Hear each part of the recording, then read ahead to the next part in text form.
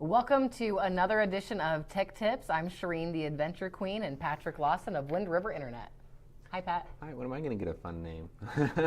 Oh man, we need to think of a fun name for Pat. Oh, maybe I shouldn't have said anything. Oh man, that's gonna, okay, so while we're doing this, if you think of a fun, techie, cool name for Patrick Lawson and Tech Tips, I don't know. I've got to think on this one. So hopefully I'll have something by the end. But we're glad to be here again. Patrick, how have things been?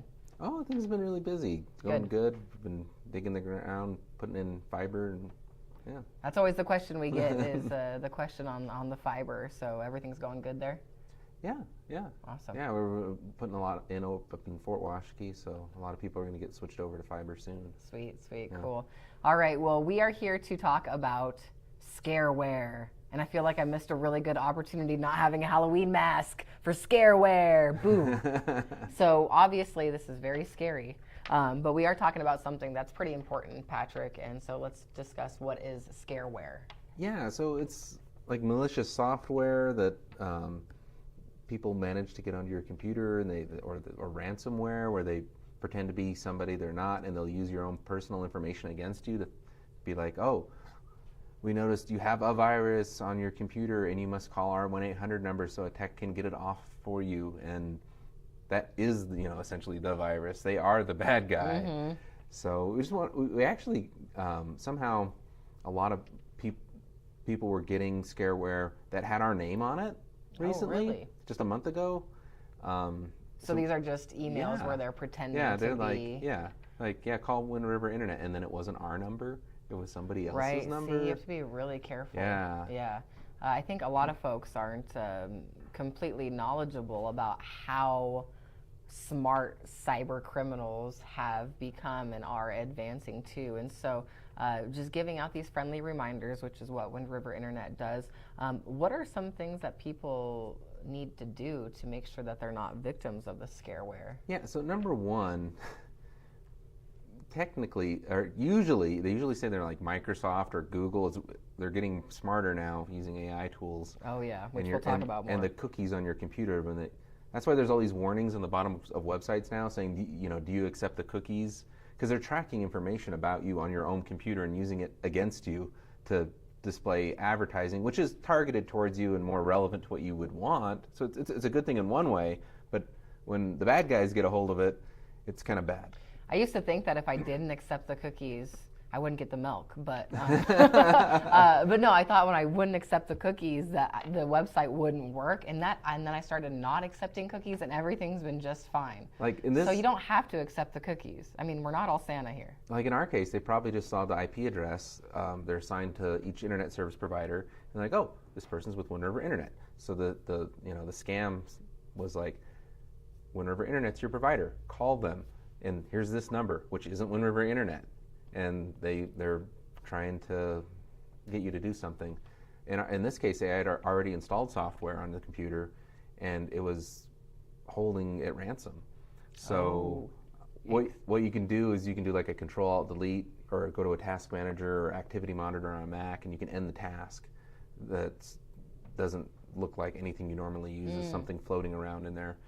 So is it good to kind of bring up that task manager from time to time then? Yeah, not a bad idea, especially if the computer's running really slow. I always have to look it up on like how to do it for a Mac because it's not Control-Alt-Delete. But yeah, the best rule of thumb is large companies, your internet service provider, aren't going to call you out of the blue and tell you there's something wrong with your computer. Right. Only worry about it if you actually have a problem, you call them first. If you don't make first contact, don't expect them to be the ones calling you, telling you there's something wrong. That should be a red flag. Almost never happens. They don't have that good of customer service. Yeah, so that's like the big one.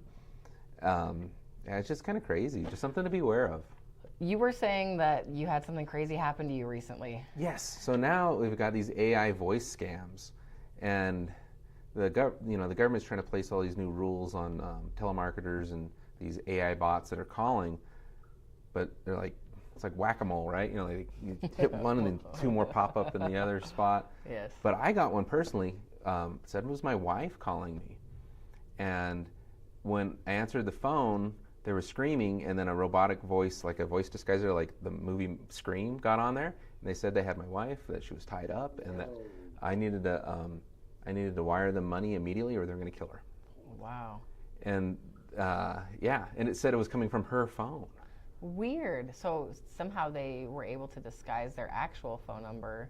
Yeah, I mean it's actually pretty easy to do spoofing, where you can trick the caller ID to say it's somebody we've done else's phone episodes number. on spoofing. Yeah. Yeah. I So us talking about I'm not that. sure how exactly they were able to find out that it was my wife and her number and her name. So that's really kind of creepy. But I was able to. Yeah, it was kind of creepy, but I knew where she was. Right, yeah. So, yeah. You found the red flags. Yeah. Before freaking out. And so I was texting. Sending them money. Yeah, so I was texting her, and she's like, "Yeah, I'm fine." I'm like "Okay."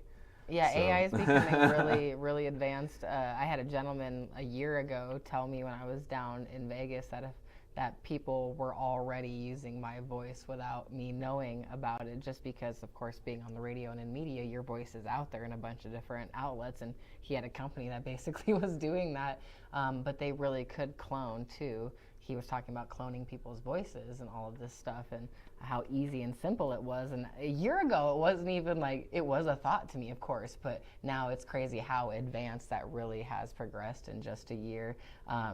Another story for you recently, I was chatting with somebody who's a relative who's a little bit older and not really tech savvy, and they were getting all these kind of weird scams on Facebook and social media and all these other things. And so they were talking to somebody, and they're like, I thought they were a real person, and so I asked them if they were a real person, and they said yes, and I'm of course skeptical. I'm like, yeah, right. They're not, or they're maybe a real person, but they're trying to scam you for something, you know. And she said that she continued to ask them to send her various pictures. Send me a picture of you doing a peace sign. Send me a picture of you outside or whatever, you know, just to try to see if they were real. That was her thought of how to make sure somebody is real, you know? Well, AI stuff, you can put a picture in and they can just be doing it. Yeah. So if you're not really privy to what those pictures may look like, or even some of them are so good you cannot tell. That was smart, though, to do something with hands, because, well, a year ago they struggled really bad with hands. They can actually do hands better now. Yeah, that's the scary thing. They can do all kinds of things better now with AI. And so I think really ScareWare and AI ScareWare is real. Yeah, I just mean, there's a lot of something to be vigilant about. And you know, like, I was fortunate in my situation. I knew where my wife was. She was with my son, and so I called my son, and he's like, "Yeah, she's right here. We're fine." But yeah, so it was just creepy. Yeah, it was really, they were cursing me out, and I don't know what to say about weird. that. Yeah. I mean, under those circumstances too, if you've got a loved one, you know, you instantly probably would jump to feeling, feeling panic and fear, and that's what they want, obviously, by doing these things. And so I think it's really sad when you hear about your friends and your neighbors being victim to a lot of these things, because whether it's just their identity that may be compromised, if it's money, it's, you know, that's just terrible, because oftentimes there's no way to get that back, you know? Yeah. Pat, anything else on ScareWare, scams that are circulating right now? Because there seems to be a lot of them. Yeah, I think, you know, primarily don't get scared right away. Don't let ScareWare scare yeah, don't you. let it. Don't call let it, Pat Lawson, Wind River Internet. I don't know about that. Well, but seriously though, we do actually do IT services here at Wind River Internet, and if there's any issues, you know, beyond the internet connection, like inside the home or business, we do help people out with that sort of thing. So that is an option, actually, if you want to call Wind River Internet for help with these situations. We can do some data recovery or install things to make it less likely to happen. You know? Yeah, because if you're a big business too, that obviously is always a concern too, with some information that you may have. So Pat, I look forward to our next topic and finding out a good tech name for you. Terry, do we have any comments or questions? If you'd like to subscribe to County 10's YouTube channel to make sure you stay in the know on our next episode of Tech Tips and all our fun, wacky videos that we do, and of course sports as well, make sure you subscribe. Pat, we'll have a fun name. I still haven't thought of, it's got to be something techie or internet-y, or I'm afraid I should have no, said you anything. know, it'll be good. It'll be good. We'll even get it on the name reader for you, hopefully, at some point as well. So if that concludes this episode. Yeah, I guess one little quick update on Wind River Internet and what we're working on. And like I said, Fort Washakie, see our crews out there. We're going to be switching people over to the fiber. It doesn't cost anything at all to switch from the wireless to the fiber.